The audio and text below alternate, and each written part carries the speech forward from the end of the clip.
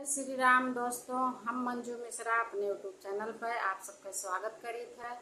आशा करीत है कि आप सब बहुत अच्छा होंगे, बहुत स्वस्थ होंगे, मस्त होंगे। आज हम आप लोगन का एक बहुत प्यारा हंसी मजाक के गौने के गीत सुनावे जात है। नैहर में लागे नहीं मनवा हमार कब जाएगा। तो हमारे गीत एक जरूर सुने और कमेंट में बतावें हमारी गीत कैसे लाए और अपन ढेर सारा प्यार आशीर्वाद दें और गाना का फुल वॉच करें। आधा न देखें, आधा अधूरा देखे के बाद मेहनत बेकार हो जाता है। फुल वॉच करके देखिए तब मेहनत सफल होए और आप सबके आशीर्वाद लागे तो हम आगे बढ़ जावे। जय श्री राम। नैहर में लागे नहीं मनवा हमार कब जाएगा मनवा। नैहर में लागे नहीं मनवा हमार कब जाएगा मनवा। सखिया सहेलर सब गईली गमनवा। सखिया सहेलर सब गईली गमनवा।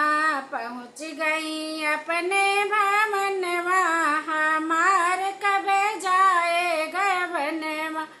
पहुँच गई अपने भवनवा हमार कब जाएगा मनवा।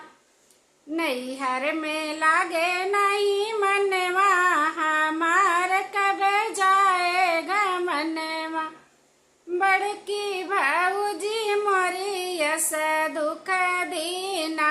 बड़की भौजी मोरी यस दुख दीना।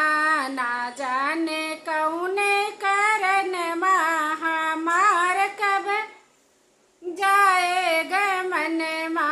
ना जाने कौने करनवा हमार कब जाएगा बनवा। नैहर में लगे नहीं मनवा हमार कब जाएगा बनवा। एक घड़ी भौजी रबे नहीं संगवा। एक घड़ी भौजी नहीं रबे तोरे संगवा। जब आई है हमरा सजनवा न जाने कब जई है गमनवा। कौन लागे मोर मनवा न जाने कब जाए गवनवा। नैहर में लागे नहीं मनवा हमार कब जाए गवनवा। नैहर में लागे नहीं मनवा हमार कब जाए गवनवा।